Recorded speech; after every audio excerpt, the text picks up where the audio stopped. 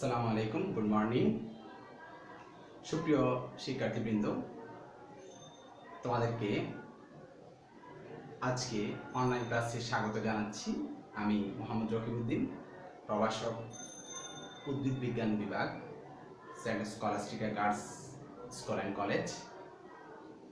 তো আজকে তোমাদের সাথে যে টপিকসটা নিয়ে আলোচনা করব সেটা হচ্ছে শৈবালের একটা প্রজাতি নিয়ে আমরা আলোচনা করব। তোমরা বোর্ডে দেখতে পাচ্ছ, সেটা হচ্ছে ইউরোথ্রিক্স।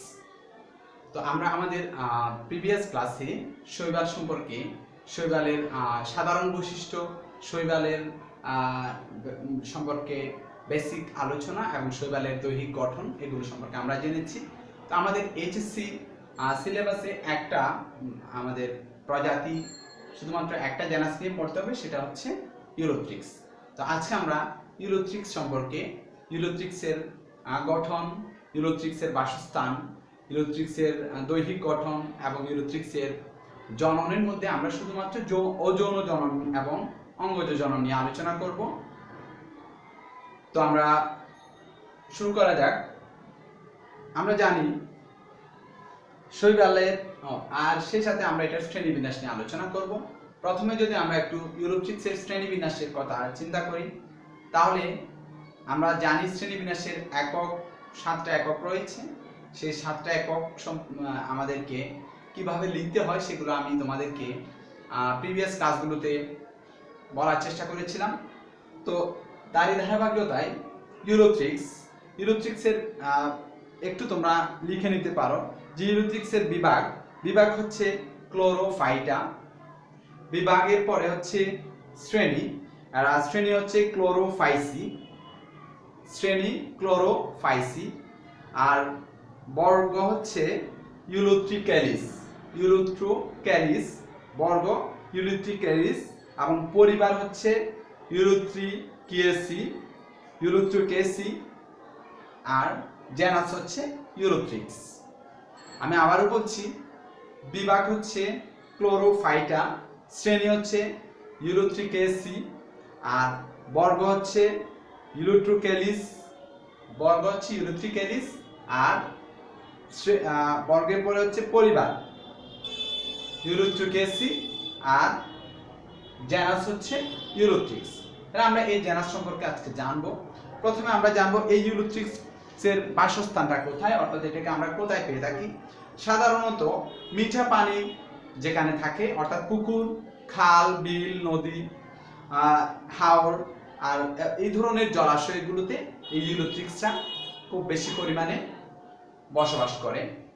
আর বিশেষ করে খাড়া পাহাড়ে যেখান থেকে পানি পড়ে, আমরা যে ঝর্ণা দেখি, ঝর্ণার পানি যেখানে পড়ে, সেই খাড়া পাহাড় থেকে পানি যেখানে পতিত হয়, সেই জায়গাতে অনেক সময় এই ইউরোথ্রিক্সটা বেশি জন্মাতে দেখা দেয়। এ পর্যন্ত 60টা প্রজাতির মধ্যে ইউরোথ্রিক্সের অধিকাংশ কিন্তু মিঠা পানিতে শনাক্তকরণ করা হয়েছে। তবে অল্প কিছু সংখ্যক ইউরোথ্রিক্স যারা সমুদ্রের পানিতে যাদেরকে পাওয়া যায়, সমুদ্রে তাদেরকে আমরা সামুদ্রিক প্রজাতি বলে থাকি। তো আমরা প্রথমে এরপরে যেটা জানবো সেটা হচ্ছে ইউরোথ্রিক্সের দৈহিক গঠন। ইউরোথ্রিক্সের দৈহিক গঠনের দেখে যদি আমরা একটু চিত্রের দিকে তাকাই, তাহলে আমরা ভালোভাবে বুঝতে পারবো। তো আমরা জানি ইউরোথ্রিক্স হচ্ছে একটা ফিলামেন্টাস, আমরা দেখতে পাচ্ছি একটা সূত্রাকার ফিলামেন্টাস তাদের দৈহিক গঠনটা, এবং এরা অশাখক, কোনো শাখা প্রশাখা আমরা এখানে দেখতে পাচ্ছি না। আমাদের অনেক শৈবাল আছে, বিশেষ করে সারগাছাম আছে, অনেক শাখা প্রশাখা দেখতে একেবারে গাছের মতো আমাদের। তারপরে আবার সূত্রাকারের মধ্যেও, ফিলামেন্টাসের মধ্যেও তোমার শাখা প্রশাখা বেষ্টিত শৈবালও রয়েছে। তাহলে এটা চলে শাখা প্রশাখা বিহীন, এবং এটার বৃদ্ধিটা অসীম। অর্থাৎ এখানে আমরা আমাদের বইতে যে চিত্র আছে দেখবে, এখানে একটু গ্যাপ করে দেওয়া আছে, গ্যাপ দিয়ে মানে বিস্তৃতিটা, অর্থাৎ এটার অসীম বৃদ্ধিটা বোঝানো হয়েছে। অর্থাৎ এই ধরনের আরো অনেকগুলো কোষ এখানে একটা ইউরোথ্রিক্সের মধ্যে থাকে, এবং এটা অনেক বিশাল বৃদ্ধি সম্পন্ন, সেটা বোঝানোর জন্য একটু গ্যাপ করে ফাঁকা একটা অংশ দেখানো হয়েছে। তোমাদের বইতে যে চিত্র আছে সেখানে দেখলে তোমরা বুঝতে পারবে। আর হচ্ছে এখন এই শৈবালটা যে আমরা দেখতে পাচ্ছি এটা একটু লম্বাটে আকৃতির এবং তার ভিতরে অনেকগুলো কোষ রয়েছে এবং এটা বর্ণহীন একটা শৈবাল এবং এর নিচের দিকে ক্রমশ সরু হয়ে আছে এবং আমরা নিচের দিকে যে অঞ্চল সেটাকে বলা হয় হোল্ড ফাস্ট, এটাকে বলা হয় হোল্ড ফাস্ট। আর উপরে যে কোষগুলো রয়েছে আমরা কোষগুলোতে দেখতে পাচ্ছি এখানে সুস্পষ্ট একক নিউক্লিয়াস বিদ্যমান এবং সেখানে নিউক্লিয়াসের দুই পাশে আমরা ক্লোরোপ্লাস্ট দেখতে পাচ্ছি, ক্লোরোপ্লাস্ট বিদ্যমান। তাহলে এদের কোষগুলোতে সুস্পষ্ট নিউক্লিয়াস রয়েছে এবং ক্লোরোপ্লাস্ট, অর্থাৎ এদের ক্লোরোপ্লাস্টটা অনেকটা আংটির মতো বা ফিতা বা বেল্ট আকৃতির বলা হয়ে থাকে এবং এই ক্লোরোপ্লাস্টের অভ্যন্তরে এক বা একাধিক পাইরিনয়েড থাকে। আর হচ্ছে এদের কোষ প্রাচীর রয়েছে। এই ছিল মোটামুটি ইউলোথ্রিক্সের দৈহিক গঠন। তাহলে এখানে পাইরিনয়েড আমরা কোষের তাদের ক্লোরোপ্লাস্টের অভ্যন্তরে এক বা একাধিক পাইরিনয়েড রয়েছে বলছি। এই পাইরিনয়েডটা কি তোমরা একটু লিখে নিতে পারো বা একটু মনোযোগ দিয়ে শোনো। পাইরিনয়েড হচ্ছে এটা ক্লোরোপ্লাস্টে অবস্থিত একটা প্রোটিন জাতীয় একটা পদার্থ, অর্থাৎ এক ধরনের প্রোটিন জাতীয় চকচকে একটা দানাদার পদার্থ এবং এটার চারদিকে স্টার্চ থাকে, অনেক সময় স্টার্চ বিদ্যমান থাকে। তাহলে আমরা পাইরিনয়েড কি যদি পরীক্ষায় আসে আমরা এটা লিখবো, এটা এক ধরনের প্রোটিনময় চকচকে একটা দানাদার পদার্থ এবং এটা স্টার্চ তার চারপাশে স্টার্চ সঞ্চিত থাকে বা এটুকু। তাহলে এই ইউলোথ্রিক্সের গঠন যদি আমাদের পরীক্ষায় আসে তাহলে আমরা এই কয়েকটা অঙ্গ সম্পর্কে বর্ণনা করতে পারলে আমরা আশা করি ভালো মার্কস পাবো। এখানে আসতে পারে হোল্ড ফাস্ট কি। হোল্ড ফাস্ট হচ্ছে, তাহলে পরীক্ষায় আরেকটা প্রশ্ন আমাদের জ্ঞানমূলক আসতে পারে, হোল্ড ফাস্ট কি। হোল্ড ফাস্ট হচ্ছে ইউলোথ্রিক্সের নিচে যে ক্রমশ যে সরু অঞ্চল রয়েছে সেখানে যে বর্ণহীন এবং যে অঞ্চল রয়েছে লম্বা আকৃতির সেটাকে বলা হয় হোল্ড ফাস্ট। এই হোল্ড ফাস্টের কাজ হচ্ছে ইউলোথ্রিক্সে কোনো জলজ বস্তুর সাথে আবদ্ধ করে রাখা, অর্থাৎ ইউলোথ্রিক্সরা কোনো জলজ বস্তুতে পাথর বা এই ধরনের যে কোনো জলজ বস্তুর সাথে তারা লেগে থাকে, এই লেগে থাকে আবদ্ধ করে রাখার কাজটা এই হোল্ড ফাস্ট করে থাকে। অর্থাৎ এটা নিচের দিকে ক্রমশ এই অঞ্চলটা কিন্তু বর্ণহীন এবং এটা এখানে আমরা কোনো কোষ দেখতে পাচ্ছি না, নিউক্লিয়াস দেখতে পাচ্ছি না, এটা হচ্ছে সরু আকৃতির। এই অঞ্চলটা হচ্ছে হোল্ড ফাস্ট এবং হোল্ড ফাস্টের কাজ হচ্ছে টোটাল ইউলোথ্রিক্সকে কোনো বস্তুর সাথে অবলম্বনের সাথে সংযুক্ত রাখা। তো ইউলোথ্রিক্স এরপরে আমরা যেটা জানার চেষ্টা করব সেটা হচ্ছে ইউলোথ্রিক্সের জনন। তো ইউলোথ্রিক্স সাধারণত তিন ধরনের জনন পদ্ধতি আমরা এখানে দেখতে পাই। একটা হচ্ছে অঙ্গজ জনন, দুই নাম্বার হচ্ছে অযৌন জনন, তিন নাম্বার হচ্ছে যৌন জনন। অর্থাৎ একটা অঙ্গজ বৃদ্ধি আর অ্যাসেক্সুয়াল এবং সেক্সুয়াল। তাহলে অঙ্গজ জননটা হচ্ছে একেবারে খুব সহজ, অর্থাৎ তাদের একটা ইউলোথ্রিক্সের খণ্ডায়নের মাধ্যমে ধরে নিলাম এই ইউলোথ্রিক্সটা কোনো কারণে খণ্ডিত হয়ে গেল অথবা প্রাকৃতিকভাবে অথবা আমরা খণ্ডিত করলে প্রত্যেকটা খণ্ডিত অংশ থেকে নতুন নতুন ফিলামেন্টস অর্থাৎ নতুন নতুন এরকম নতুন ইউলোথ্রিক্সের ফিলামেন্টস তৈরি হবে এবং এক একটা খণ্ড পূর্ণাঙ্গ এক একটা ইউলোথ্রিক্সে পরিণত হবে। এটাই হচ্ছে খণ্ডায়নের মাধ্যমে তাদের দৈহিক বৃদ্ধি, বংশবৃদ্ধি এবং এটাই মূলত অঙ্গজ জনন। এখন আমরা যেটা জানবো সেটা হচ্ছে যৌন জনন, অযৌন জনন। আমরা একটু বোর্ডে লক্ষ্য করব, এখানে আমি একটা চিত্র আঁকার চেষ্টা করেছি, তোমরা একটু বোঝার চেষ্টা করবে। তাই আমরা দেখতে পাচ্ছি এই টোটাল এটা হচ্ছে একটা ইউলোথ্রিক্স। এখান থেকে আমরা ইউলোথ্রিক্সের গঠনে আমরা দেখতে পেয়েছি ইউলোথ্রিক্সের যে কোষগুলো রয়েছে কোষে ক্লোরোপ্লাস্ট থাকে, নিউক্লিয়াস থাকে এবং সেখানে স্পোর তৈরি হয়। স্পোরের মাধ্যমে এরা বংশ বিস্তার করে। একটু আগেই বলেছি যারা সাধারণত স্পোরে এই যে স্পোরগুলো যেখানে থাকে, যে জোস্পোর বলি সেগুলোকে আমরা, এই জোস্পোরগুলো যেখানে থাকে সেটাকে বলা হয় জুস্পোরাঞ্জিয়াম। জুস্পোর যেখানে থাকে সেটার নাম হচ্ছে জুস্পোরাঞ্জিয়াম। সেই জুস্পোরাঞ্জিয়াম থেকে ইউলোথ্রিক্সের কোষের বাইরে যে অঞ্চল আমরা দেখতে পাচ্ছি, এই যে কোষ আবরণীটা ভেদ করে এখানে একটা রাস্তার সৃষ্টি হয়। এই পথে এখান থেকে অর্থাৎ জুস্পোরগুলো বাইরে বের হয়ে আসে এবং আমরা দেখতে পাচ্ছি যেটাকে ভেসিকল বলা হয়।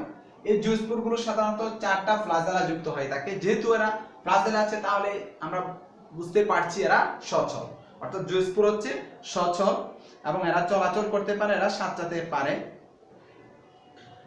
এই জুসপোরটা সাধারণত হোল্ড ফাস্ট ছাড়া অন্য যে কোনো কোষে তৈরি হয়, অন্য যে কোনো কোষে এগুলো তৈরি হতে পারে। আমরা জানি এই জুসপোরটা সাধারণত একটা ক্লোরোপ্লাস্ট থেকে যদি একটি জুসপোর সৃষ্টি হলে, অর্থাৎ অনেক সময় একটাও তৈরি হয়, অনেক সময় 1 থেকে 32টা পর্যন্ত জুসপোর সৃষ্টি হতে পারে প্রত্যেকটা জুসপোরাঞ্জিয়ামে, অর্থাৎ একটা জুসপোরাঞ্জিয়ামে মিনিমাম একটা, ম্যাক্সিমাম 32টা পর্যন্ত জুসপোর তৈরি হয়ে থাকে। আর যদি একটা জুসপোর তৈরি হয় তখন সমস্ত প্রোটোপ্লাস্টটা কোষের সমস্ত প্রোটোপ্লাস্ট মিলিত হয়ে ওই একটা জুসপোরে পরিণত হয়ে যায়। আবার যখন একাধিক হয় তখন এগুলো ওই পুরো প্রোটোপ্লাস্টটা দুভাগে বিভক্ত হয়। যদি 2টা হয় তাহলে 2টা থেকে 2 ভাগে বিভক্ত হয়ে সেখান থেকে 2টা জুসপোর সৃষ্টি করে।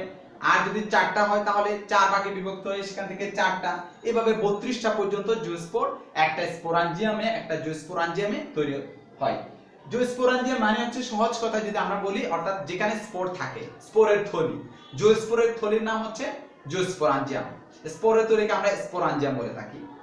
তাহলে এখানে আবার অনেক ক্ষেত্রে এই জুসপোরটা একাধিক যখন হয়, এই জুসপোরাঞ্জিয়ামের প্রোটোপ্লাস্টটা সংকুচিত হয়ে যায়, তখন সংকুচিত হয়ে সেটা লম্বালম্বি বিভক্ত হয়ে যায়। যখন একাধিক জুসপোর তৈরি হয়, একটা যদি তৈরি হয় তাহলে সেখানে পুরো প্রোটোপ্লাস্টটা মিলে একটা জুসপোরে পরিণত হয়ে যায়। আর যদি সেখানে একাধিক জুসপোর তৈরি হয় তখন দেখা যাচ্ছে ওই জুসপোরের প্রোটোপ্লাস্টটা একটু সংকুচিত হয়ে যাবে এবং সংকুচিত হয়ে সেটা লম্বি বিভক্ত হয়ে যাবে এবং লম্বি বিভক্ত হয়ে সেটা দুভাগে বিভক্ত হয়ে যায়। এবং এখানে এটা প্রজাতি ভেদে হয়ে থাকে। তো এখানে 2 ভাগ থেকে, অর্থাৎ 32টা পর্যন্ত এখানে প্রজাতি ভেদে অপত্য প্রোটোপ্লাস্ট গুলো সৃষ্টি হতে পারে। তাহলে এখানে যে 2টা যদি সরু প্রজাতি হতে যদি জুসপোর সৃষ্টি হয় সেটা একই প্রকারের হয়ে থাকে। আর যদি প্রজাতিটা একটু মোটা প্রজাতি হয়ে থাকে সেক্ষেত্রে জুসপোর 2 ধরনের হয়ে থাকে, অর্থাৎ 2 প্রকারের জুসপোর তৈরি হয়। একটাকে বলে আমরা মেগা জুসপোর, আর একটা হচ্ছে মাইক্রো জুসপোর। মেগা মানে হচ্ছে বড় আর মাইক্রো মানে হচ্ছে ছোট। তাহলে মেগা জুসপোরটা যেটা হয় সেটা, এই মেগা জুসপোর যেটা, সেখানে আই স্পট বলে, আই স্পটটা মাঝখানে থাকবে অর্থাৎ জুসপোরের, আর সেখান থেকে একটি জুসপোরাঞ্জিয়াম থেকে 8 থেকে 32টা পর্যন্ত জুসপোর তৈরি হয়ে থাকে। এটা মাইক্রো জুসপোরের ক্ষেত্রে। আর মেগা জুসপোরের ক্ষেত্রে আই স্পটটা সম্মুখ দিকে থাকবে এবং সেখানে 1 থেকে 4টা জুসপোর তৈরি হয়। যদি 2 ধরনের স্পট তৈরি হয় সেই ক্ষেত্রে এই ধরনের ঘটনা ঘটে থাকে। আর এখান থেকে আমরা দেখতে পাচ্ছি তাহলে এই জুসপোরটা যখন বের হওয়ার পরে এটা কিছুদিন এটা সাঁতরাতে থাকবে।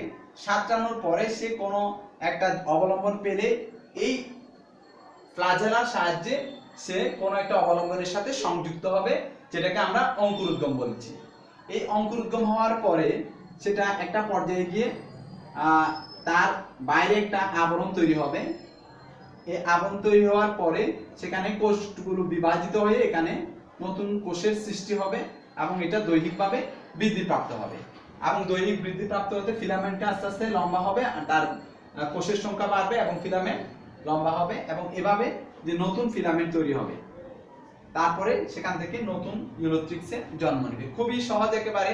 অর্থাৎ এখান থেকে জুসপোর বের হওয়ার পরে জুসপোরটা কিছুদিন সেটা ছাত্রানোর পরে সেটা যখন একটা অবলম্বন পাবে তখন সে অঙ্কুরোদ্গম হবে। অঙ্কুরোদ্গম হওয়ার পরে প্রায় 2 থেকে 6 দিন পরে অঙ্কুরোদ্গম হবে। অঙ্কুরোদ্গমের পর তার ফ্লাজেলা মুক্ত হবে, সে ফ্লাজেলাগুলো আর থাকবে না। এরপরে তার বাইরে একটা আবরণ সৃষ্টি হবে।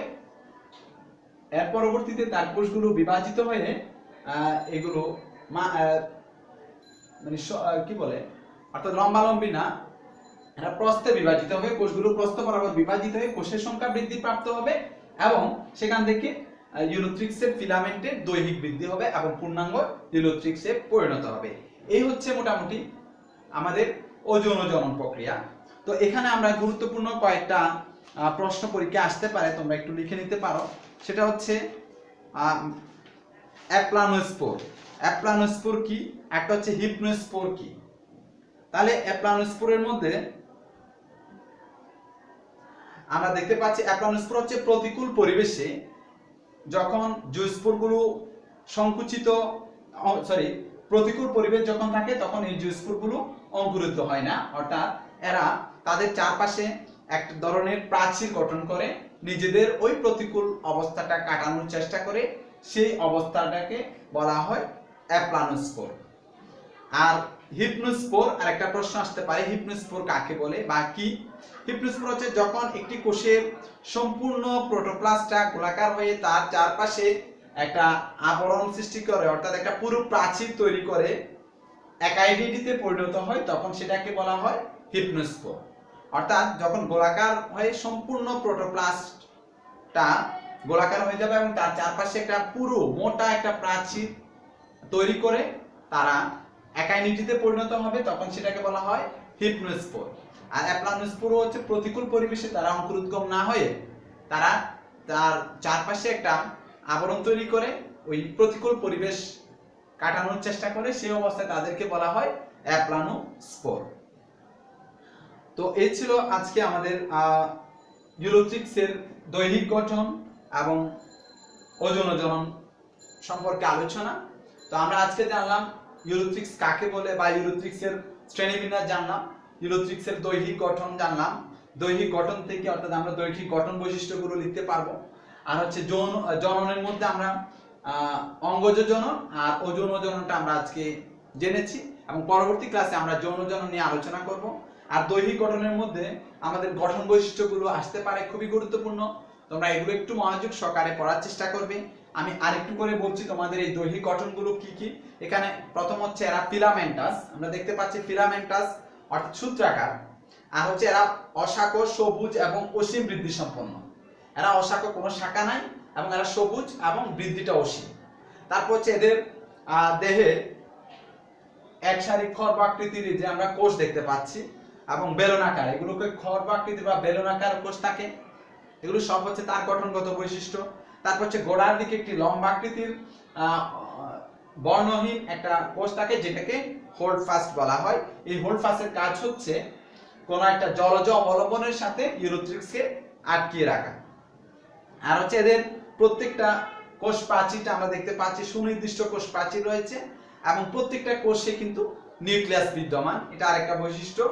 আর হচ্ছে এদের নিউক্লিয়াসের পাশে যে ক্লোরোপ্লাস্ট রয়েছে তাদের ক্লোরোপ্লাস্ট গুলো হচ্ছে আংটির ন্যায় বা ফিতার মতো বা আংটি আকৃতির ন্যায় বা বেল্ট আকৃতির তাদের ক্লোরোপ্লাস্ট বিদ্যমান।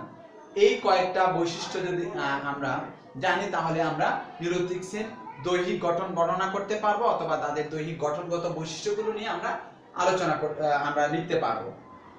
তো আজকে এই পর্যন্ত। তারপরে যদি তোমাদের ইউরোথ্রিক্স সম্পর্কে কারো কোনো প্রশ্ন থাকে অবশ্যই কমেন্টস করে জানিয়ে দিবে এবং সেই সাথে পরবর্তী ক্লাসে তোমাদেরকে আমন্ত্রণ জানিয়ে আজকের মতো এখানে শেষ করছি। সবাই ভালো থাকবে, সুস্থ থাকবে, বাসায় থাকবে এবং পরবর্তী ক্লাসে আবার দেখা হবে। আল্লাহ হাফেজ।